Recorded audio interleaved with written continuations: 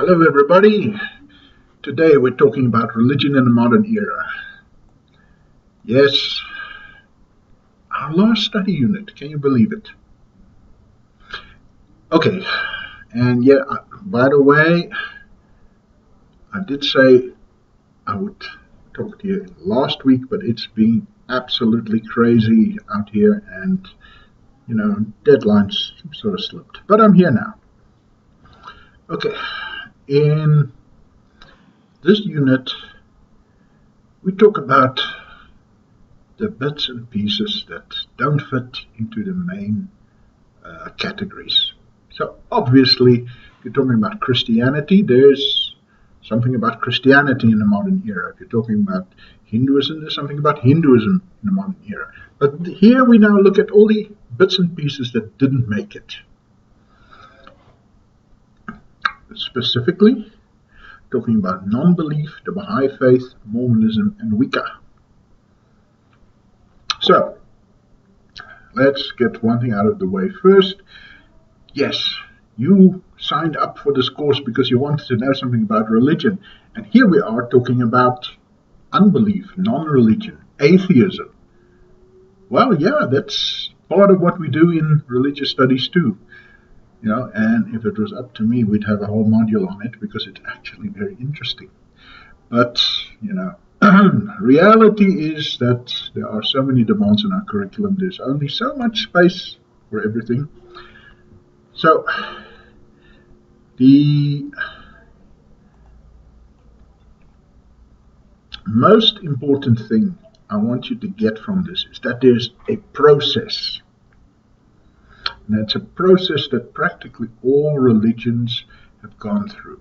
They start off as something incredibly radical and anti-establishment and, even dangerous. And that first generation in any religion, is dead set against any accommodation with the world. And then time goes by, it's a second generation and a third generation, and they're not quite so gung-ho about their religion anymore. And by the time you get to a 10th generation, they've become part of the mainstream. Now, this is probably the most well understood phenomenon in the whole of religious studies. But if you're talking about, say, Christianity began as a radical movement that rejected conventional Jewish teachings at the time. There would be no temple. The women would be admitted on a more or less equal basis. Slaves could join. All this was very radical. Now, as time went by, okay, the slaves can join, but they're not quite as good as those of us who were not slaves. And women can join, but they can't preach. And by the time the emperor converted, and it became a state religion, it was already so mainstream Roman that you could hardly tell the difference. Okay, so this is not due to Christianity or any other religion. It is a general process that just keeps happening. So that is the one thing you need to take from this chapter. Right. So that would be in 8.1. All right, now let's talk a little bit about non-belief. Okay, now what happened in the previous chapters, we had a certain structure, right? We had the academic study of, you've seen that, we've done that. Then we have beliefs, practices, history, structures, okay? So this chapter is slightly different. It's got four sections, and each of those sections is more or less structured the same way as each of the larger study units that came before. Keep that in mind. So, let's talk about unbelief, atheism.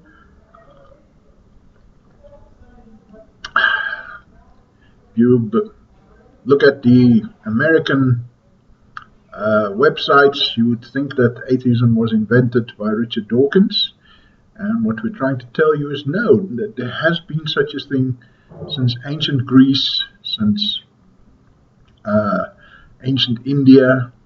It's something that has always existed. Of course, in some periods you had to keep quiet about it. Yeah. And so what you're seeing today is that in some societies, mostly Western societies, but also places like Japan, China, people are quite openly saying, I don't believe in any of this religious stuff, it's all nonsense, and get on with their lives and nothing happens to them. There are other places where you still have to be very careful. In Bangladesh, people are literally getting hacked to death with pangas if they say they're atheists. And the police basically does nothing about it. Right, so then we also point out that there are people, probably more than actual atheists, who will still say, I am Catholic, because my parents were Catholic, and my grandparents were Catholic. I'm also Catholic. When's the last time you went to a mass? I can't remember. Maybe when I was 6 or 7. Now that is also happening, even in South Africa. When I was a bit younger and all my sister's friends were getting married, quite a lot of them very quickly joined the church because you moet daarom in die kerk trou, né?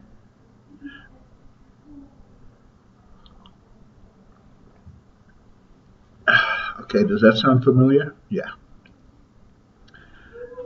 So, and if you haven't seen 4 Weddings and a Funeral, do go and see it. It's a great movie. Great movie. Love it. All right. Then you see some terms: atheism, agnosticism, humanism. I'm very unlikely to ask you to give the meanings of these terms, but if you are going to use them, try to use them more or less accurately. There's a huge amount of overlap between them. Okay, where are we? Right. Then I talk entirely to my... civil religion. Very, very important. It's a term that was coined by a sociologist of religion called Bellah, B-E-L-L-A-H. And what he said that, he was talking about America at the time, right? He said, look at on the days when we had these parades and people come, that's exactly like in the medieval period when people would have parades of religious floats.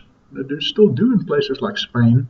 People would come and watch these chariots with pictures of statues of Madonna, and we don't have that in America, but we have St. Patrick's Parade. We have, all these events, and if you look at the whole way that the inauguration of a new president is structured, it's a religious event. More with some presidents than others.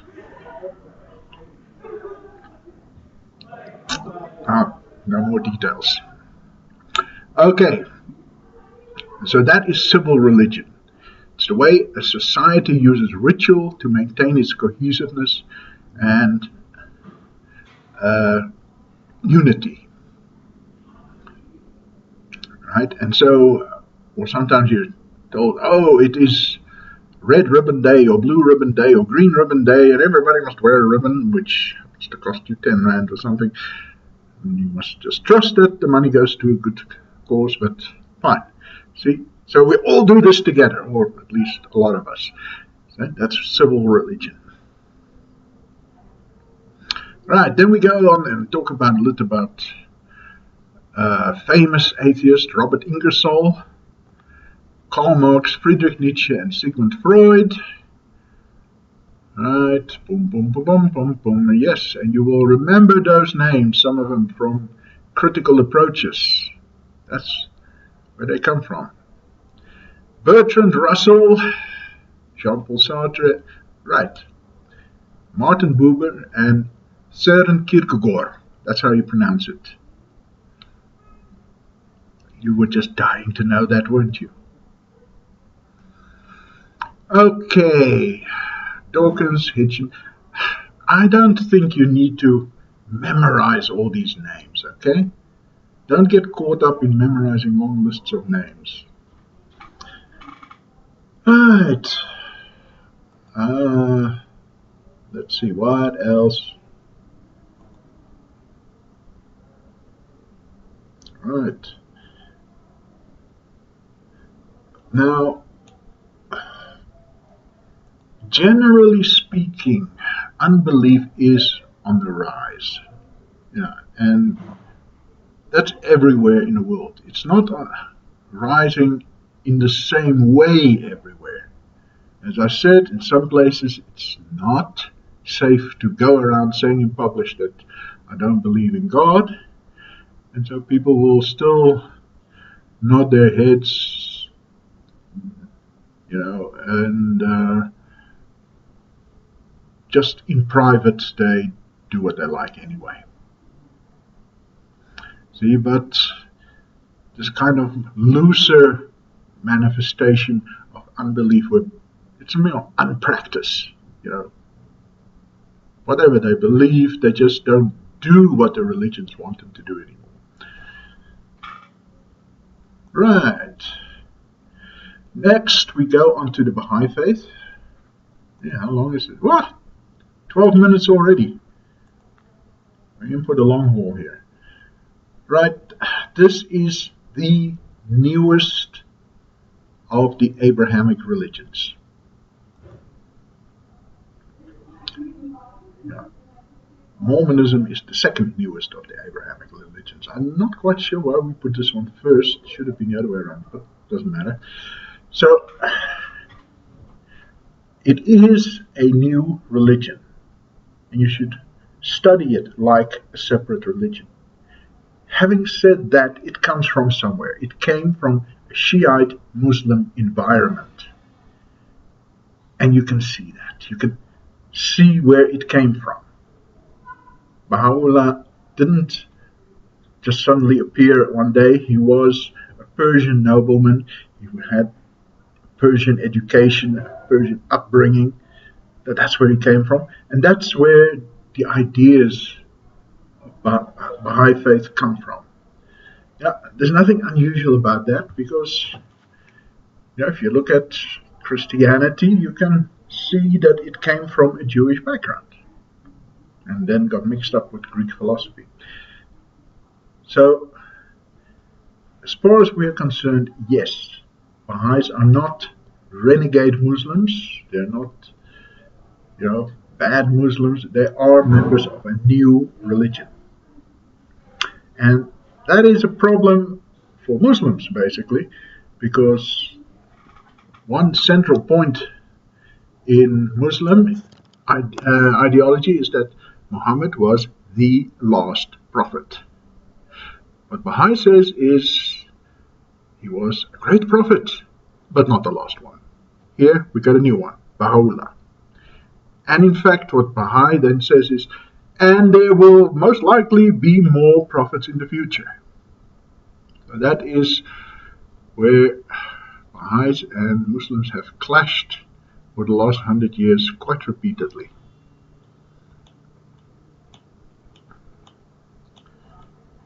Right, where are we?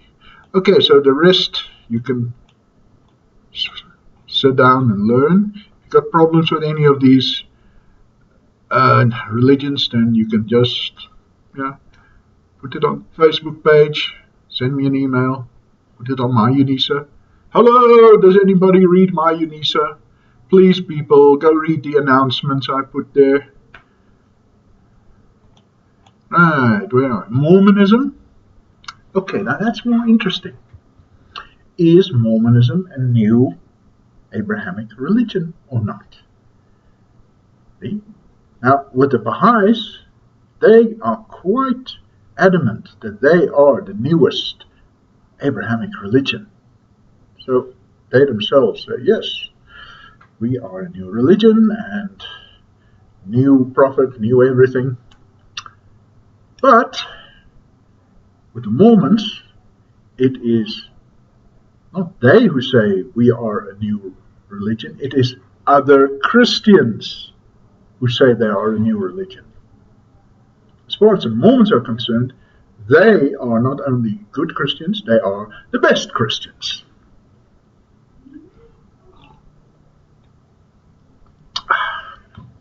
Okay, so as far as we are concerned, well, we haven't quite made up our minds about this. Because yes, they've got beliefs and practices that are different from mainstream Christianity, but what is mainstream Christianity anyway? I mean, Syrian Orthodox, Ethiopian Orthodox, Mennonite, Quaker. There's such a wide variety within Christianity that it's a bit hard to say this is normative Christianity and you Mormons are different. I think in religious studies the tendency is to give the Mormons the phenomenological benefit of the doubt, to say, okay, you're Christians. Unusual kind of Christians, but there are many unusual kinds of Christians. All right, let me just check. Is that what I said when I wrote this 4 years ago? Yeah, it looks okay. Okay, now, if you've been watching this ridiculous reality TV show called Sister Wives, you'll probably think that Mormons practice polygamy. Actually, 99% of them do not any longer do this. Now, back in the late 19th century, they gave it up so that Utah could become a state. Also, the U.S. Army was waiting to wipe them out if they didn't. Right, so the founder of the church had a lot of wives, 40 wives. His successor had 51. Now, these people on the TV shows are tiny splinter groups that say we are going back to the original Mormonism. Right, but they're tiny. And they get entirely too much airtime on the TV. Okay. Right. The Book of Mormon, which was discovered, of course, by Joseph Smith and translated by him into English.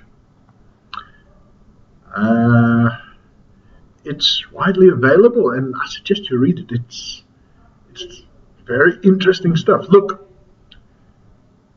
why should religious inspiration have ceased during the Bronze Age?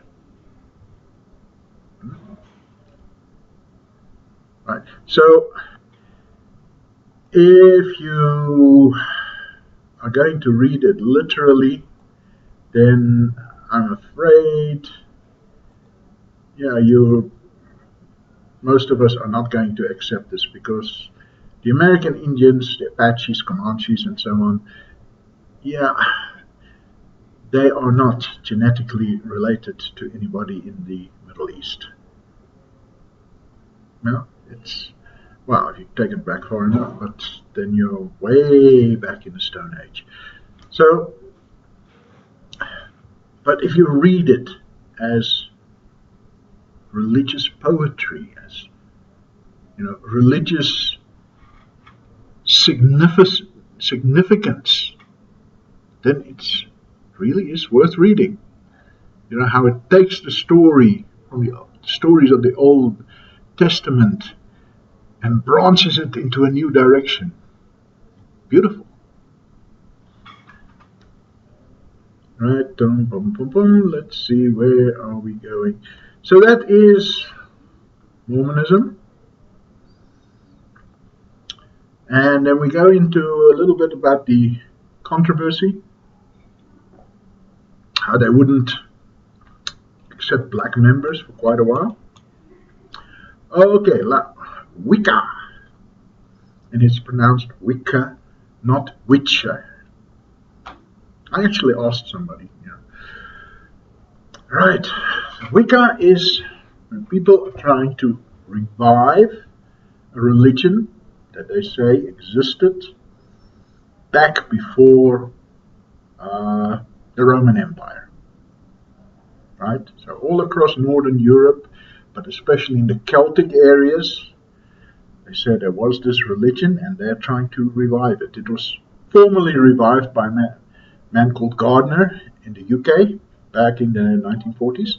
But they claim that through all the Christianization and persecution of heretics and witches, and etc., etc., etc., some thin strand of this old religion survived and was picked up by Gardner. I have a hard time accepting that, but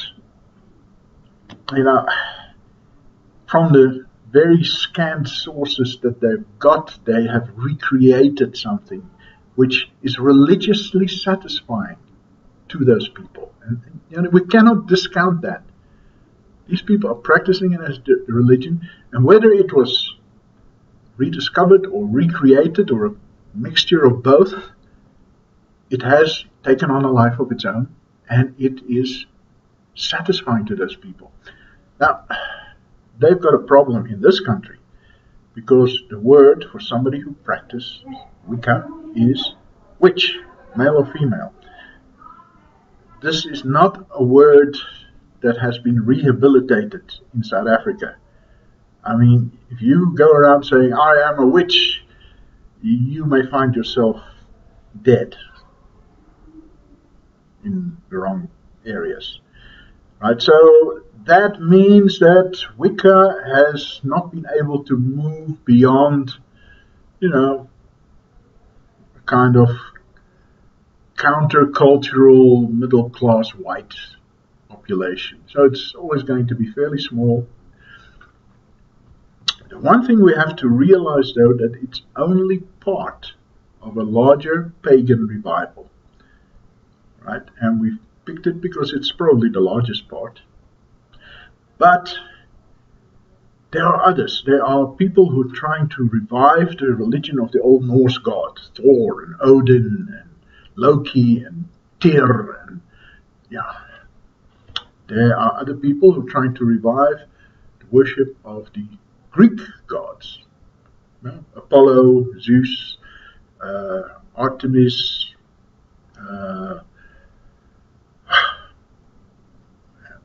Poseidon, etc. And, so wherever you go, you find these people, trying to revive religions, either where they live now. So if you're in Greece, people will try to revive the Greek gods, but there are also people who are trying to revive the Greek gods in California. Well, you can find most anything in California, so that's not too surprising. Right, so this is an example, and it's the example that you guys, have to learn this semester. But keep in mind that it's one part of a larger pagan revival, and I find the pagan revival the most interesting thing going on at the moment, really. Because you'd think that these religions have been found wanting and have been abandoned, and people now have better religions. But no, the people are saying, well, these big religions haven't served us that well after all, and let's go back and see what can be found that's older and maybe more satisfying. Okay, boom, boom, boom, boom. Right, then conclusion. Right, I want you to really study this conclusion. Right, because it's like a summary of the whole chapter. And that takes us through the study material. Can you believe it? So I am going to talk to you again probably just before the exams. Right now, two things. If you still haven't done assignment 1, just do it. Just fill it in. Fill it in at random as far as I care. You can get 0% for that thing and still get into the exam hall, but time's running out here. So just do it. Send it in.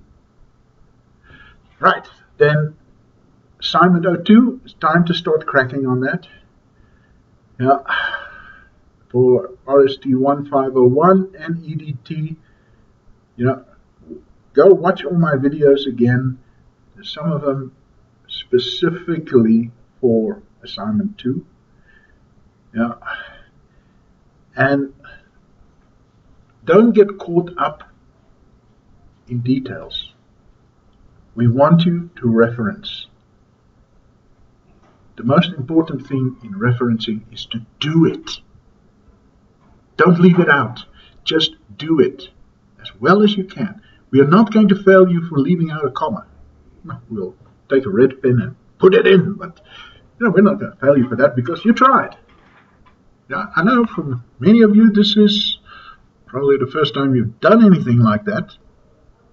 Just read that tut letter in which we tell you how to do it, and do it as well as you can.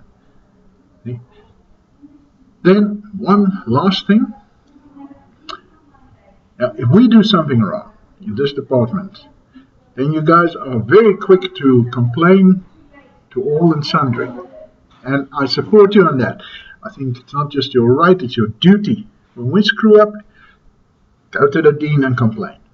Now, I've got a challenge for you. You think we've done something right? Not just me. Anybody in my department, any other lecturer or tutor, you think, hey, these guys have done a bang-up job? Do the same thing. Tell the dean about it. Okay, we got a deal? And now I don't want to know that you did it. You don't have to CC me about it, But if we do something wrong, go complain. We do something right. If you like these videos that I did, the other videos I put up, then you drop a note and saying, hey, that lecturer with the unpronounceable surname, great job. Okay, not just for me, for any of us. Okay, so you'll probably see me again just before the exam to give you a little pep talk. And I'm sure that's the video everybody's looking forward to. Let's see if I let slip some tips. Read your 201 carefully. It should be up by the time you see this. And I write such ridiculously explicit 201s that every time I write one, I think this time they're going to fire me. So just read the 201s, go into my videos. There won't be any surprises. Okay, that's it from me. I can't believe I spoke for half an hour. Oy, oy, oy. Bye, guys.